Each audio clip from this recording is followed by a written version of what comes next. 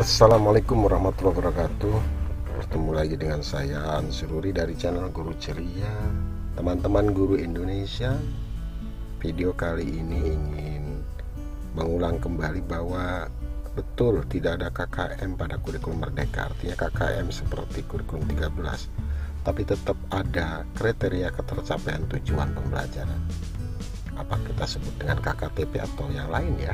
Bagi yang belum subscribe, silakan di subscribe, like, share, dan apabila ingin memperoleh hal-hal baru, mempelajari lebih dalam lagi, silakan untuk klik tombol gabung di sebelah subscribe. Pada standar proses pasal 8 disebutkan bahwa cara menilai ketercapaian tujuan belajar sebagaimana dimaksud dalam pasal 3 ayat 1 huruf C dilakukan oleh pendidik dengan menggunakan beragam teknik dan atau instrumen penilaian yang sesuai dengan tujuan belajar. Cara menilai ketercapaian tujuan belajar sebagaimana dimaksud pada ayat 1 mengacu pada standar penilaian pendidikan sesuai dengan ketentuan peraturan perundang-undangan.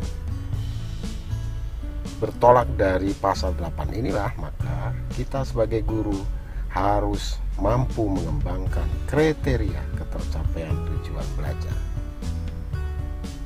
Dan cara menilainya itu mengikuti standar penilaian.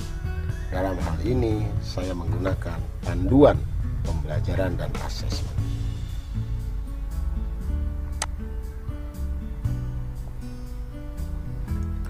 Pada panduan pembelajaran dan asesmen disebutkan bahwa untuk mengetahui apakah peserta didik telah berhasil mencapai tujuan pembelajaran, pendidik perlu menetapkan kriteria atau indikator ketercapaian tujuan pembelajaran.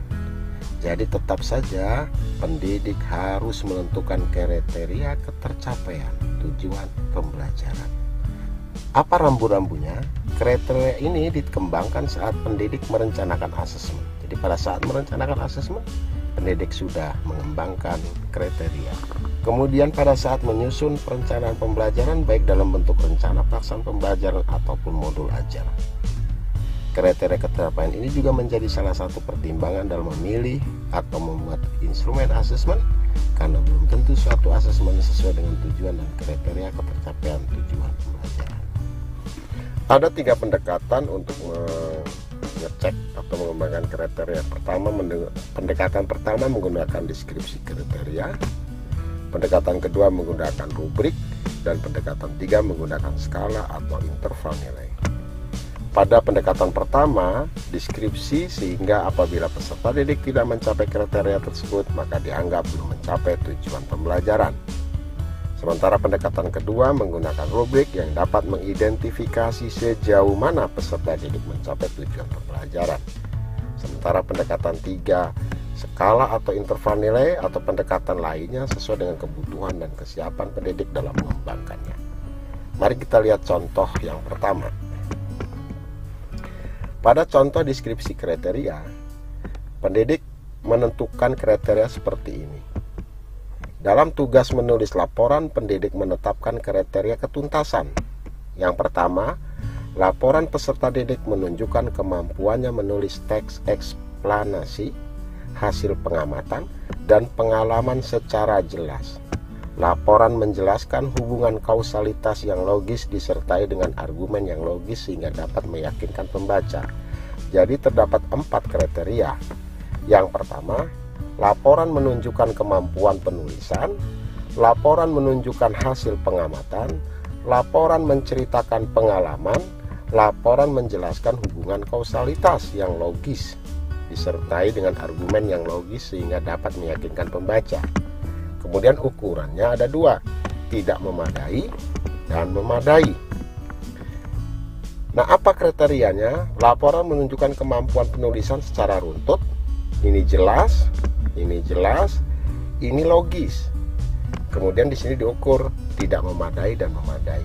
Dan pendidik memberikan kriteria apabila dari 4 ini peserta didik 3 yang telah memenuhi, maka disebutkan tuntas. Tapi kalau baru 2 seperti ini, maka disebut tidak tuntas. Bagaimana kalau menggunakan rubrik? tugas yang tadi, menulis laporan tadi, pendidik menetapkan kriteria ketuntasan yang terdiri atas 2 bagian. Yang pertama isi laporan, yang kedua penulisannya. Dalam rubrik terdapat 4 tahap pencapaian, dari baru berkembang, layak, cakap, hingga mahir. Nah, dalam setiap tahapan ada deskripsi yang menjelaskan performa peserta didik. Mari kita lihat bersama-sama.